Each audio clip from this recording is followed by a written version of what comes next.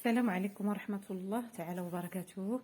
الإخوة والأخوات المتتبعين ديالي كي دايرين؟ لاباس عليكم؟ نتمنى تكونوا بخير وعلى خير إن شاء الله، ويلقاوكم هاد الأيام إن شاء الله بالصحة والعافية وطول العمر والرزق وكل ما تمناو يا ربي. كنشكركم اول حاجه، كنشكركم على التعاليق الزوينين ديالكم، كنشكركم على التشجيعات ديالكم. شكرا شكرا بزاف لكل من دار ليا لايك ودار ليا تعليق زوين. شكرا لكل من اشترك عندي، واللي باقي ما اشتركش كنقول ليه مرحبا بك اشترك عندي. هذه راها قناتي وقناتكم ان شاء الله، كنقدم فيها كل ما هو مفيد صحيا وكل شيء في الطبخ او حتى الصحه ان شاء الله، من وصفات، من اطباق.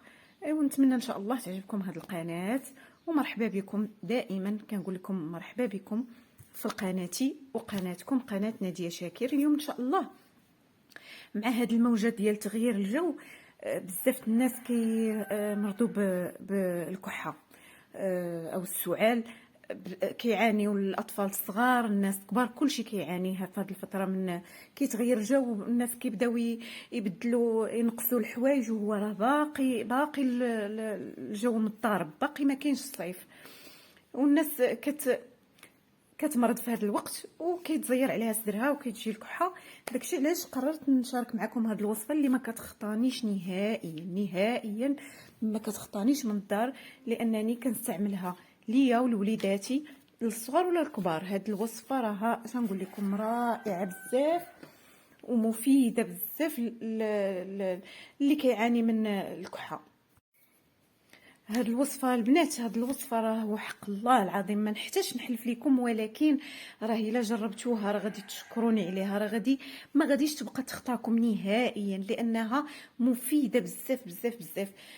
بعض المرات راه كنبقاو نشريو السيروات وندوزو وكل شيء، وما كتحيدش هذيك الكحبه اللي كتكون كتشد الصدر، وكتكون بعض المرات خاويه، بعض المرات كتولي تبغي تولي بحال الحساسيه. ولكن هاد الوصفه راها مخيره بزاف. انا كنصحكم باش تجربوها كلكم، لانني انا استفدت منها. وليداتي تبارك الله ملي كانوا صغار، راه الكبير فيهم عنده تبارك الله 12 عام، ملي هما صغيورين كندير لهم هاد الوصفه، راها زوينه بزاف، زوينه بزاف، صحيه ومفيده. ان شاء الله غادي نبداو بالمقادير او بالمكونات ديال هذه الوصفه. ولكن قبل ما نبدا، هبطوا ديروا لايك البنات، ديروا اعجاب باش الفيديو يطلع. نتمنى يجمع بزاف ديال لي لايك، واللي باقي ما اشتركش يهبط يدير اشتراك ويفعل الجرس، داك اللي عنده القرينات، باش يوصلكم دائما كل جديد كنديرو. وملي تجربوا ان شاء الله هذه الوصفه قولوا لي في التعاليق ديالكم واش نفعاتكم. انا اكيده انها غادي تنفعكم. اذا بسم الله غادي نبداو بالمكونات ديال هذه الوصفه.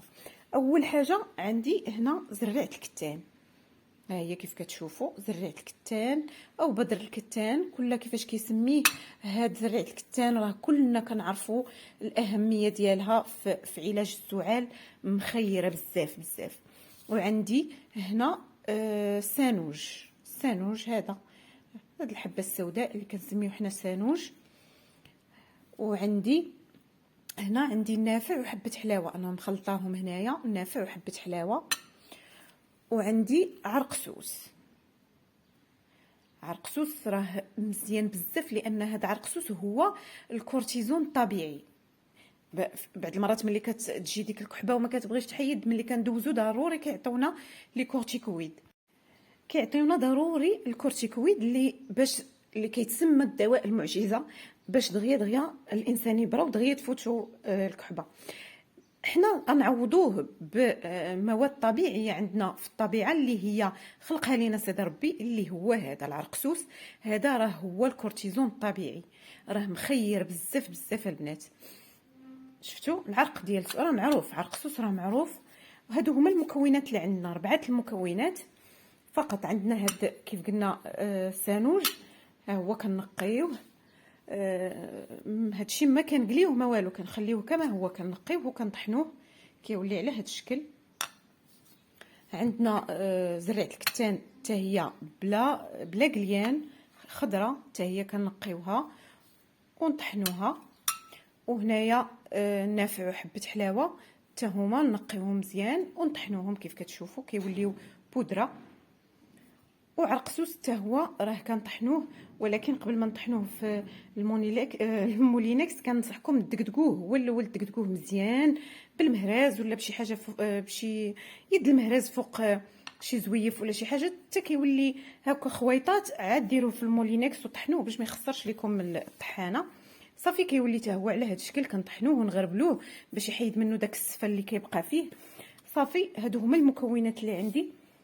ملي كنطحنوهم كاملين كنخلطوا هاد المكونات. كناخذوا نفس القياس من كل مكون. دابا مثلا عندنا زريعه الكتان غناخذ منها كيف كتشوفوا. ندير هنايا في هاد القرعه راني خديت مثلا 2 من هنا، كذلك ومثال غناخذ 2 من هنا من زريعه من النافع وحبه حلاوه. هادو راني مخلطاهم طحناهم ومخلطاهم 2. بالنسبه للسانوج حتى هو غناخذوا منه 2. هنا اصلا عندي انايا تقريبا راهم محسوبين 2 معالق.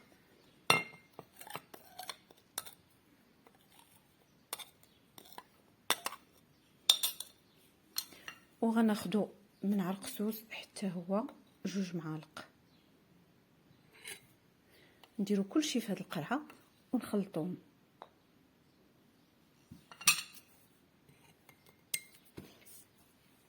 كيف شفتوا هكا كنخلطوهم مزيان مع بعضياتهم. الا عندنا العسل الحر كنخلطوهم بالعسل الحر، كنديروهم هنا في هذه القرعه ونكبوا عليهم العسل ونخلطوهم مزيان. انا دابا درت مقدار ديال 2 معالق 2 معالق. نتوما شحال ما بغيتو ديروا غير هو نفس القياس من كل حاجه. نحافظوا على القياسات. الا خدينا من هذه 2 معالق، من السانوج حتى هو ايضا 2 معالق، من نافع وحبه حلاوه 2 معالق، من عرقسوس 2 معالق. المهم ناخذوا نفس القياس من كل مكون ونخلطوهم. الا عندنا العسل الحر كيف قلت نخلطوهم بالعسل الحر يكون افيد.